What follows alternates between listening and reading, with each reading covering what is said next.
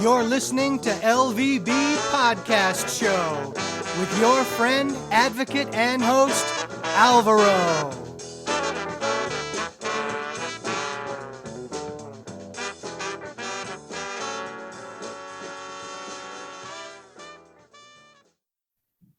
Hi and welcome to LVB Show. My name is Salvador and I'm very happy to be with you today. Before I introduce our guest, I'm totally thankful to everybody listening from the United States, from England. We have listeners also in Africa.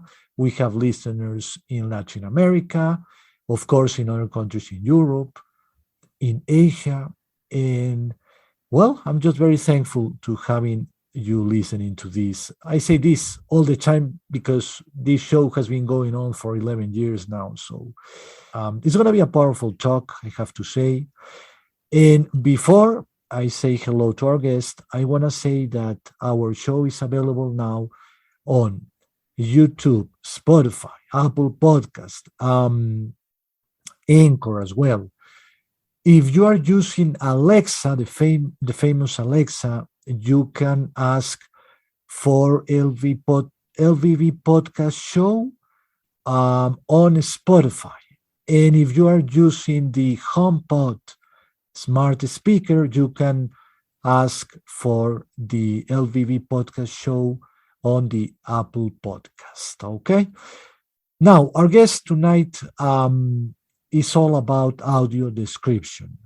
Her name is Nefertiti Matos Olivares, and she's from Dominican Republic.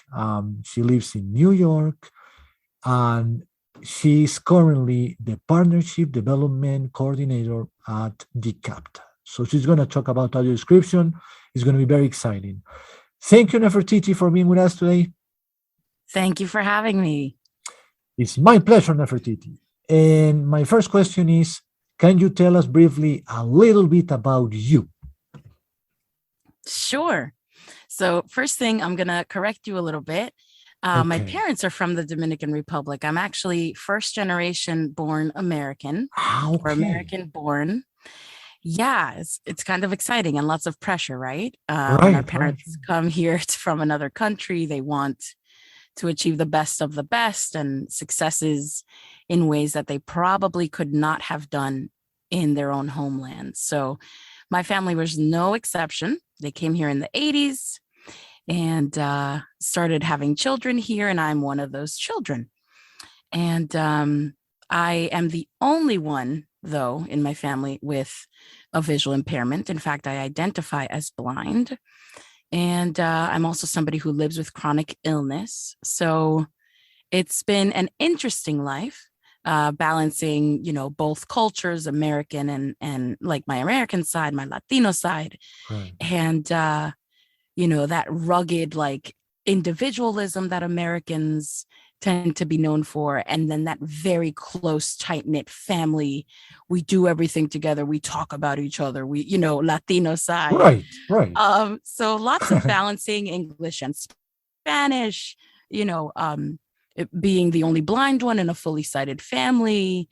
So it's been a very interesting life, at times very hard, especially growing up. But now as an adult, honestly, I feel like I've sorted things out, and I am very, very happy with who I am and where I am in life. I love that attitude for our listeners. Very good, Nefertiti. Very good. Now, can you tell us a little bit about this Dicapta company? Oh, very happy to. So Dicapta is a small but very powerful company that caters to accessible media. In fact, that's what we're known for, Dicapta, accessible media developers.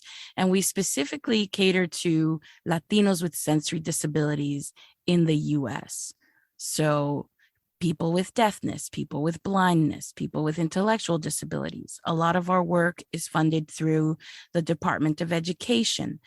And I, as the Partnership Development Coordinator, am responsible for building and maintaining connections with TV channels and, networks and things like that to bring media that is otherwise not described or not captioned to Dicapta, to connect, to partner, to make that media accessible. That's sort of our bread and butter. I also do a lot of our social media.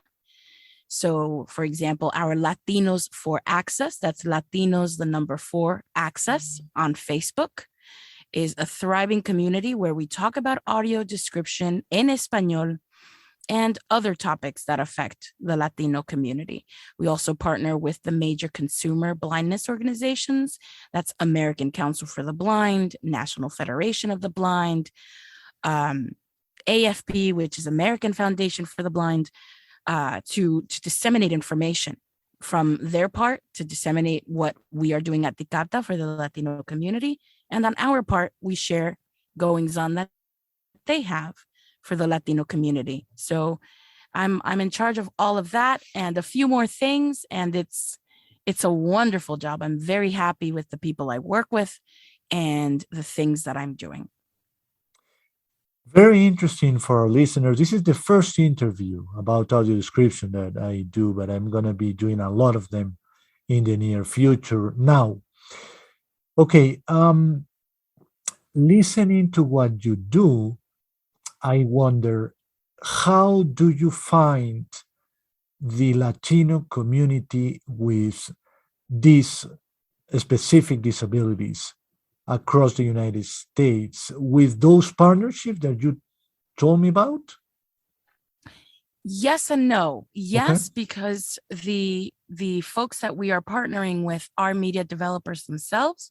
So, for example, Canal 22 out of Mexico, and other things that I can't exactly talk about because we're in the process of of announcing those things and all that. But in that sense, yes, these are folks who have the content and Dicapta comes in, makes it accessible, and they then commit to exhibiting these accessible contents and making the necessary information available so that the Latino community knows how to access this content, right? So much of what we need to do is even let the Latino community know that this stuff exists. Right. They don't always know. So, you can't really use what you don't know exists, right? So part of our job is raising awareness and amplifying the work that we do. And we do that through, as I said earlier, our Facebook group, Latinos for Access, our website, which is dicapta.com,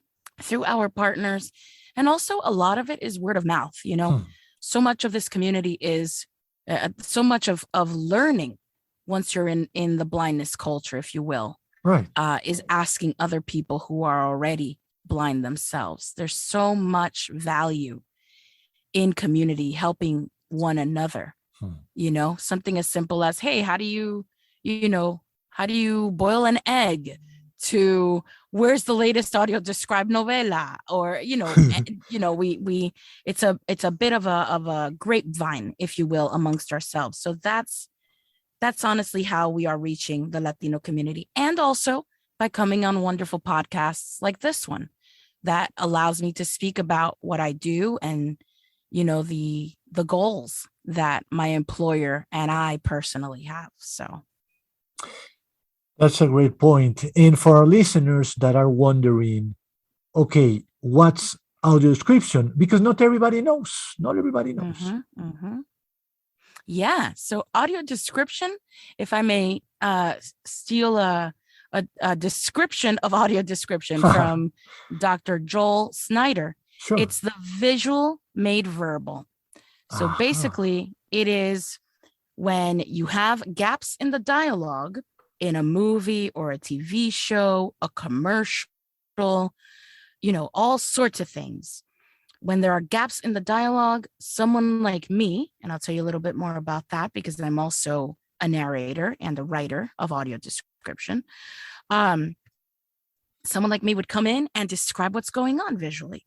There's so much stuff out there that either is silent or just has music, and we as blind people, when there's no talking, we have no idea what's going on. Right. We might hear sounds maybe, Right. But what are we associating those sounds with? You know, Right. we might be able to detect that, oh, that's a door closing. Hmm. But who just went out or came in? What are they doing now? Hmm. So that's what audio description steps in and does.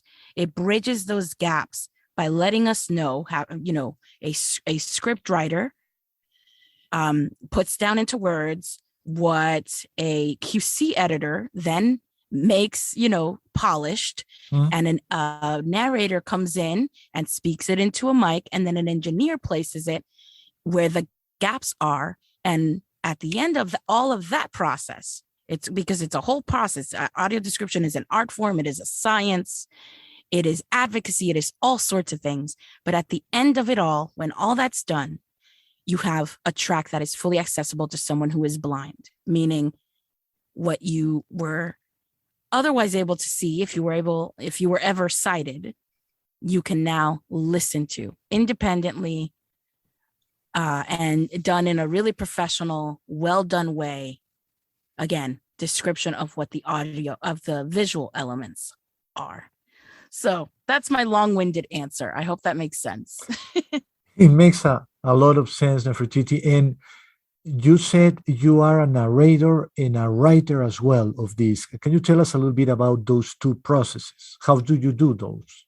I'd love to. So yes, for a long time, I've been a consumer of audio description. So someone that enjoys audio description, you know, whether that be that a job was well done or I have a constructive critique. But very recently, actually, I would say in the last 6-7 months now, I decided to become a provider of audio description as well. Oh. So I was no longer content with just watching the audio description or listening to it. Right. I wanted to be part of the action. So I had the opportunity to write an audio description script for a documentary called 5 Days for George Floyd. Oh. And that helped launch my career, in a sense. I have done audio description for all sorts of things, including children's books and series, and for Netflix. Wow. Yeah, Netflix presentations and all sorts of, you know, stuff. Actually, this past week, I just went corporate. I like to kid around and say, oh, I went corporate because I did a spot for Google and I did a spot for Chase. Oh, and, wow. You know, the work is out there. It is plentiful. I'm very fortunate to be making lots of connections and branching out, not just in audio description, but voiceover work in general, but specifically to audio description. My forte lies in writing, QC work, so quality control specialty, and my favorite aspect of it all, narration. So yeah, that's what I do. That's sort of what I call my side hustle. It's my passion. Nefertiti, quality control, what is that? So quality control are the folks who come in right after the scriptwriter is completing or has completed the first draft of the script, and they come in and they say, tighten this up a little bit here, or maybe use this word instead of that, or you know, that doesn't quite make sense to a blind person, because something very, very important, quality control specialists are predominantly blind people who live blindness, breathe blindness every day. So they know how we talk, right? They know how we understand visual concepts and such. So these people are uniquely placed to be able to correct a scriptwriter, especially if they're sighted. Not that a sighted person, you know, can't do this work, of course, right? Right. In fact, there's a big controversy in the community that how can you be a blind writer if you can't see the visuals, right? So these people, these audio description folks are usually writers, but again, the specialty comes in with the blind audio description control specialists. I keep messing up that word, sorry. With the audio description quality control specialists, who, again, their job is to make sure that everything makes sense and fits and is understandable by your end users, who are the blind people who are listening to this stuff. Also, can I just say, Audio description is not just for blind people. You have folks who, I don't know, are driving or have migraine headaches, light sensitivities. You have sighted people who are learning a different language and love to hear how things are being described, or folks with processing disabilities who really get a lot out of having what they are seeing explained to them. It helps them make sense of it, and their brains bring it all together. So audio description, though it was made for blind people by blind people, is not just serving blind people at this point. And personally, I love that. I love that this is a medium that goes beyond blindness, that it serves a purpose beyond blindness in all sorts of ways. Fascinating. I have many questions still. Okay, so in theory, anything can be audio described, like maybe a YouTube video, maybe a music video, right? Like, I don't know, Michael Jackson's Thriller, for instance. Somebody could audio describe that. And who is looking out for like rules to establish, maybe like everybody's gonna follow them like they do with accessibility in mind? Is there something in place like that for audio description? Any kind of rules that people or organizations have to follow in order to do a good job? Well, there are some rules put forth by the FCC as far as how much content, streaming, not streaming services, but like TV channels like ABC, NBC, CBS, mainstream channels like that have to put out. But as far as, describe everything, which is actually a hashtag on Twitter for those of you who are on Twitter. And at the end, I would like to advertise the audio description Twitter community. Sure. There are people, and I'm one of them, full disclosure, who do believe in describe everything. So interesting, you talk about music videos.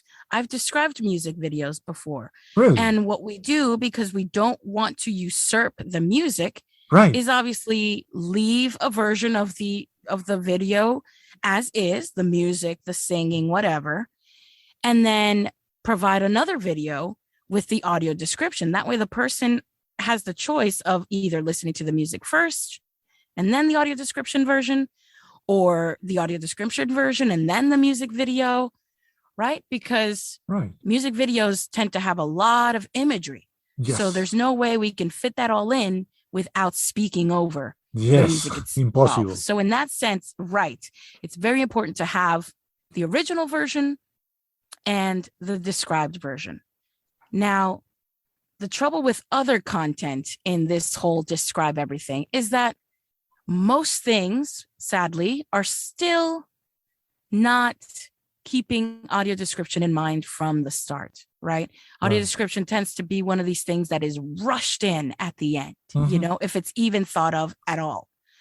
And so those gaps that I was talking about earlier don't exist with audio description in mind. Some gaps are so small, there's just no way to fit, the accurate or the necessary words there.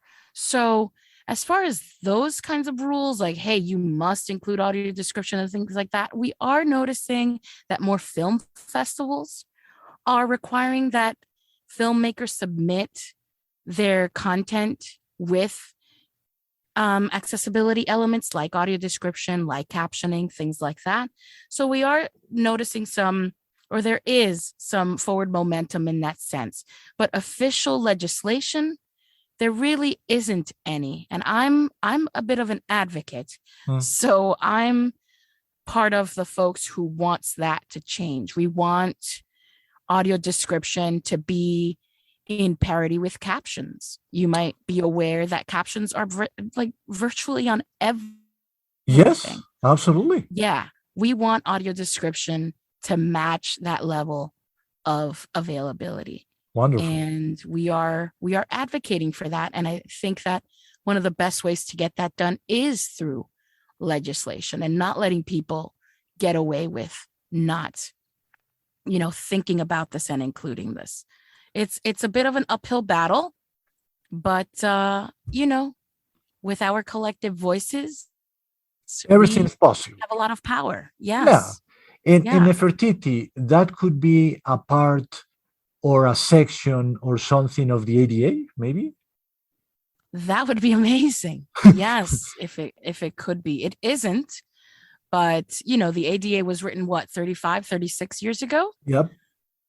So things weren't as technologically developed then That's as they are now. It would be great if the ADA could be modified to include so many more things that are now available to blind and low vision folks as accommodations and all that stuff. So we'll see. I mean, laws being what they are, it's a challenge, but not impossible, as we just said. Yes. All right. So how many movies and TV shows, documentaries, content in general, do you know is actually already audio described worldwide? Is there a number that you know? Wow. No, there is not. There's not a Okay. number that I know, but I did learn recently, thank you to the Audio Description Project's Audio Description Awards Gala. This was something put on by the American Council of the Blind, and I was very fortunate to be the narrator of that award show. Yeah. I did learn that, what was it? Over 70, I want to say, countries around the world are providing audio description. Oh, wow. There's a whole list of them, which I can't remember now because I did that in November, and I've had so many projects and so many things since. So please forgive me if the number is slightly incorrect. But I think it was something like that, 70 or 80 countries that provide audio description all over the world. So it's out there, it's known, and it's being done. It's just, again, like I said earlier, one of these things that's sort of tacked on at the end of projects. And it would be so much better and so much more affordable if it was thought of from the get-go, from the ground up and built into the content so that people could enjoy it more. And you know what? Talking to the bottom line, it's a lot more affordable doing things from the ground up rather than retrofitting them later too. Right. So any filmmakers or producers, content creators listening out there, take that under advisement. Better to do it from the start than to tack it on at the end. You'll have a better product, it'll be cheaper, and everybody will be able to enjoy it equally at the same time and in their own preferred way. Yeah, and let me add, Nefertiti, for our listeners, they should do that for every single content and technological devices as well, because sometimes a new operating system comes out and then accessibility is not there. And it has to be said that it takes sometimes months to improve that when it could have been done from the start. So yeah, there are things to improve. Agree with you. I was just gonna say my background is in technology. I spent years at the New York Public Library working in assistive technology education, and I could not agree with you more. So many devices and software could be made accessible. The technology already exists to do it. It's a matter of, will these folks take the time and the interest and do the right thing? Accessibility is a human right. It is. And make them accessible to continue helping us even the playing field. I like to say that technology is one of the great equalizers. It really is. So yeah, thank you for bringing that up, because that's a very good point. Okay, I have one comment and one question. The comment is about two movies I listened to that were audio described in Spanish, both of them. One was Terminator, the first Terminator. I went to see it at the local blind Institute here in Bogota, capital of Colombia. And boy, it was really not very pleasant. And the reason was when Arnold Schwarzenegger was fighting with another guy, the audio description guys were saying, tall guy fighting with short guy. Tall guy is hitting Wow. the short guy. The short guy is trying to hit the big guy. Things like that. And I was like, give me a break, you know? And the thing is, I say to people what you said. For me, audio description is an art form all the way. And it's very complex to do. It's very complex because you have to take into account many things and many details. And that's why the help of blind people is super important in my view. And definitely, Terminator was not done with the help of blind people, I'm sure of that, because they don't understand what matters to us in that audio description. Mm-hmm. How can you, in the middle of a big fight in the movie, instead of listening what's going on, it's obvious there is a fight there, okay? It's obvious that they are fighting, you know? Mm-hmm. You hear that it's a fight between them, but every 2 seconds, big guy hitting short guy, come on, you know? So it didn't do it for me, you know? I was like, this is not going to make it. On the other hand, I want to recommend our Spanish listeners to go into Apple TV on the iPhone, at least, and look for the first episode of the series The Servant. That audio description in Spanish, in my view, is excellent. Excellent. I mean, I was like, oh my God, it's really guiding me through it, is making me experience that scene after scene, you know? Unbelievable work, in my view, Nefertiti. I have no idea who did it, but I think that's beautiful. Now, there are 2 movies I haven't found audio described. Maybe Nefertiti is going to tell me they are working on them. Number 1, Somewhere in Time, probably the most beautiful love story of all time. Have you seen it? I have not. Oh my God, you gotta go. You gotta go see it Somewhere in time. Somewhere in Time. This is, I cannot ask your age. I always ask, but I'm learning not to. So just give me your age range. In my 30s. All right. So I'm not sure.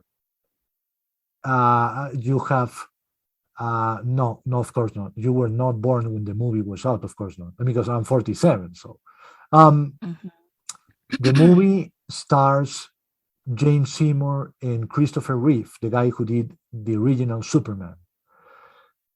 What an incredible movie, Nefertiti, and for our listeners. You gotta find it on DVD, which is available there for sure. So this movie is not audio described anywhere. I have looked everywhere. I have asked American friends. Nobody knows why, but it's not available. And why is important? Because I want to say there are some movies that are even more important than others to audio describe. Every single movie should be audio described, and it will be in the future, yes, but some are even more important. This one is very important. The reason why, and I'm going to try not to make any spoilers for our listeners, but the movie deals with, how to put it, kind of wishing something badly, so badly to happen that it may actually happen. It's about imagination. It's about the law of attraction, if you wish. It's a super powerful movie, Nefertiti. I'm super amazed there was never a remake of this movie. Nobody have done it. Of course, it's impossible to be at that level. It's a masterpiece, as simple as that. But still, I'm surprised they haven't done a remake. But in a movie like that, where Christopher Reeve is thinking when he is in his hotel room, he's thinking about a lady and imagining something, and that has to be audio described. It's impossible to just say, "Oh my God, this." You don't know. You have no idea what's going on.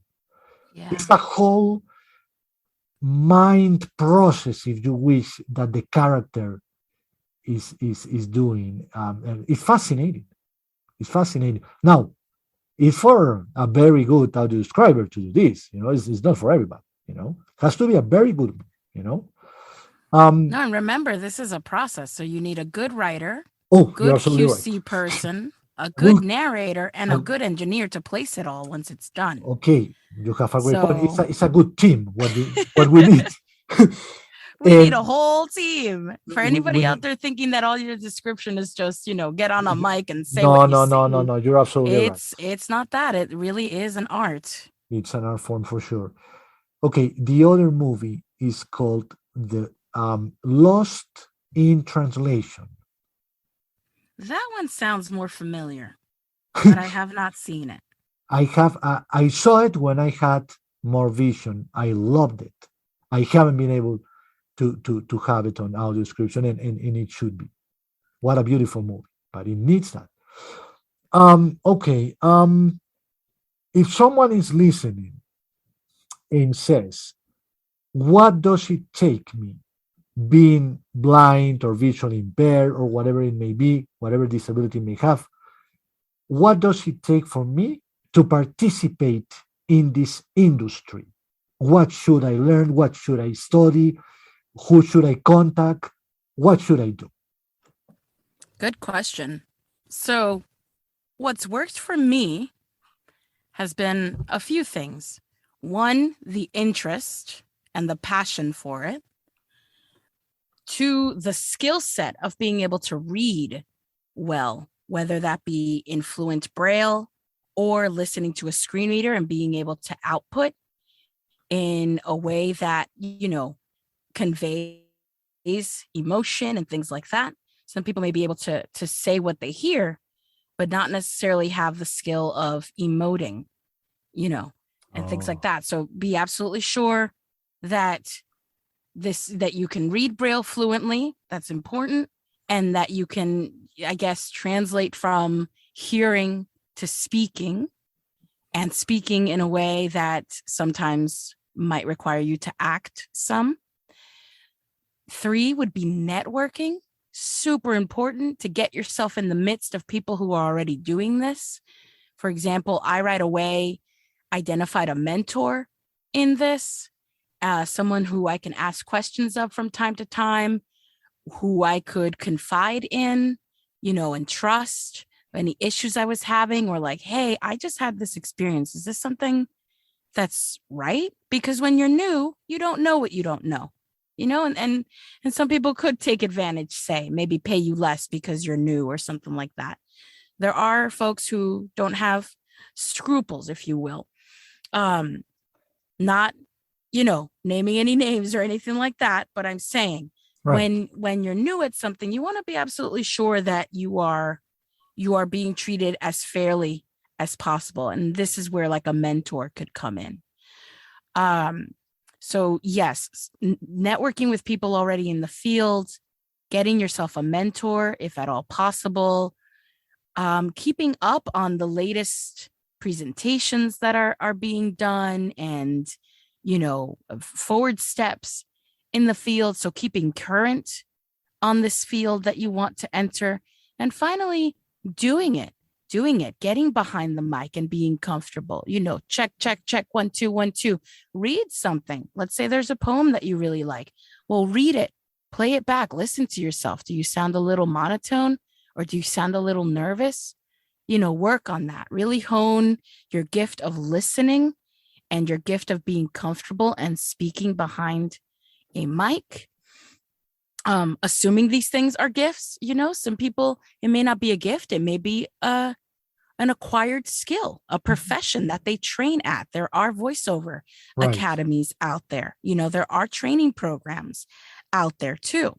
So whether or not this is a natural born talent, it's great when it is, but it doesn't have to be. You can acquire training and things like that. And again, this goes for whether you want to write the audio description or QC it or narrate it, or even become a sound engineer, to do the editing and the placement and such. So there are a lot of jobs in this field. Insofar as positions, right? I just named 4 right there: writer, QC specialist, narrator, engineer. But there are professors teaching this, There are artists incorporating audio description into their artworks.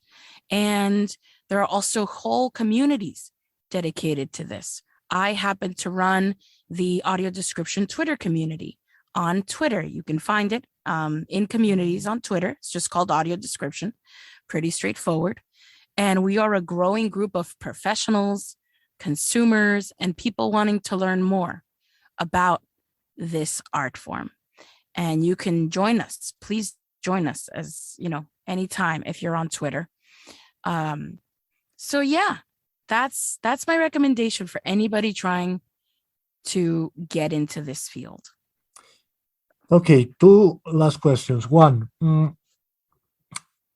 I say I have a big dream, Nefertiti, and for our listeners, and it would be to listen when you tune in for the Academy Awards, and the winner for the best audio described movie is and the same for Netflix, etc.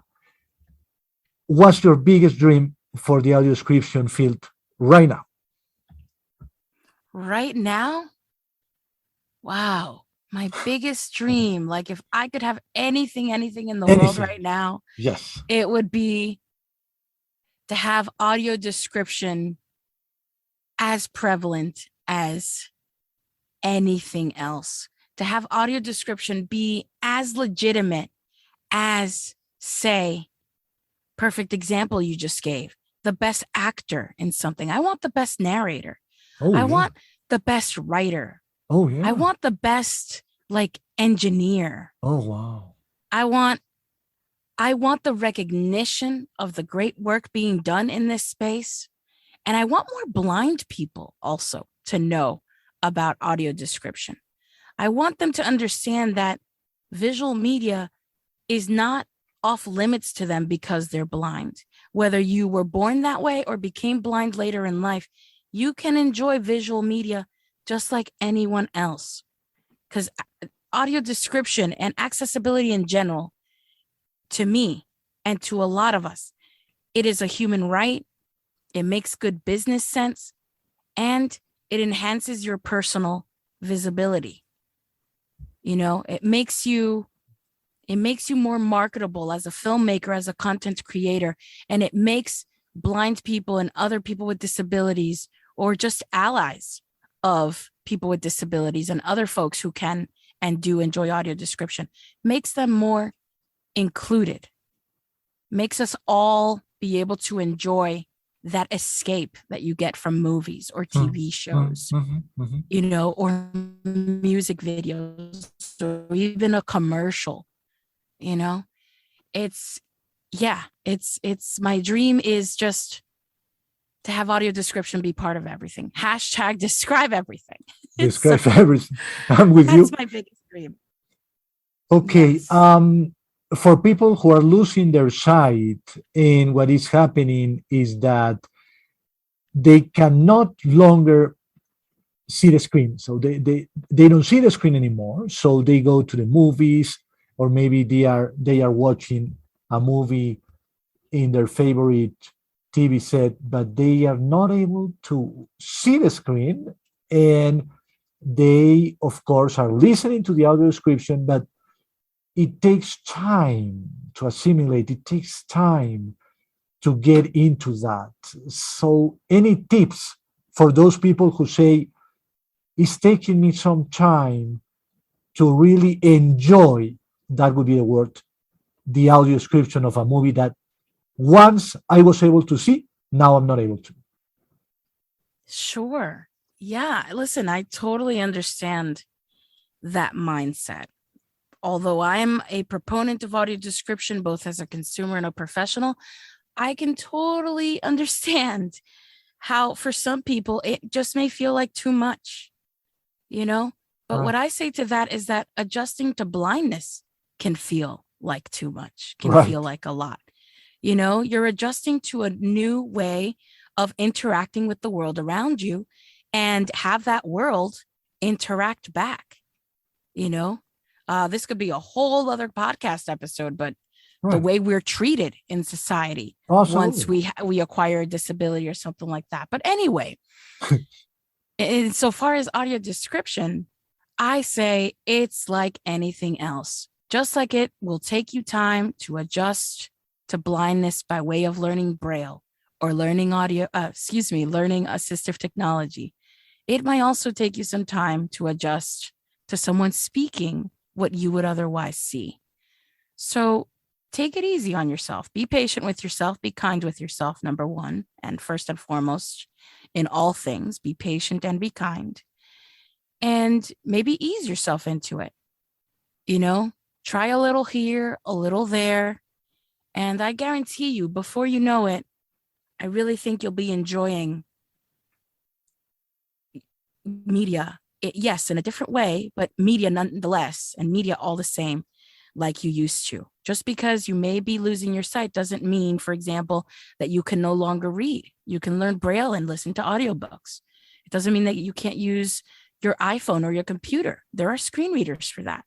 And it doesn't mean that you lose track of or access to entertainment. That's where audio description comes in. Great point, Nefertiti.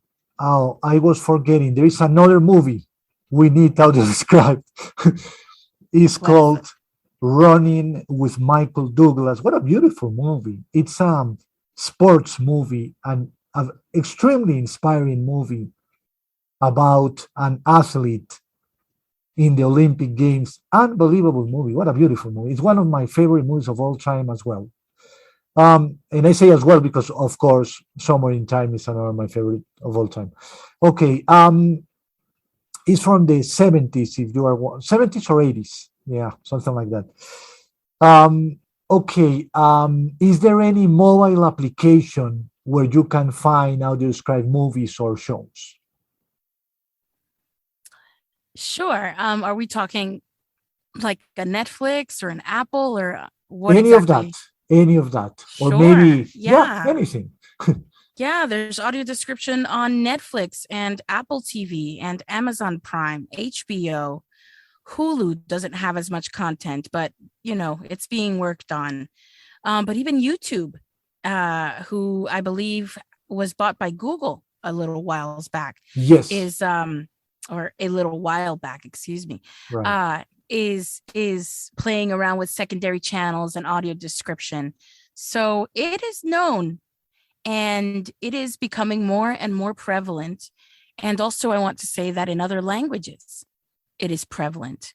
There's a great example. I just tweeted about it in the audio description Twitter community of the Star Wars movie trailer, the latest Star Wars movie. What is it? Star Wars Eclipse or something like that. I think. Something like that. Something like that. It's been done in 9 different languages, and the audio description is gorgeous in all of the languages. Yeah. So this is audio description is in multiple languages, also on Apple TV and on Netflix as well, a lot of the time. So this isn't just in English, folks. This is in Spanish, in French, Chinese, Italian. I mean, all sorts of languages are being supported, and all sorts of streaming services are offering audio description, as well as more mainstream, like your cable channels, your ABC, your CBSs, your NBCs. PBS is very good with the children's content and documentaries and such with audio description. So yeah, there's a lot of content out there. Nefertiti, how do you find the audio description option inside those applications or TV channels?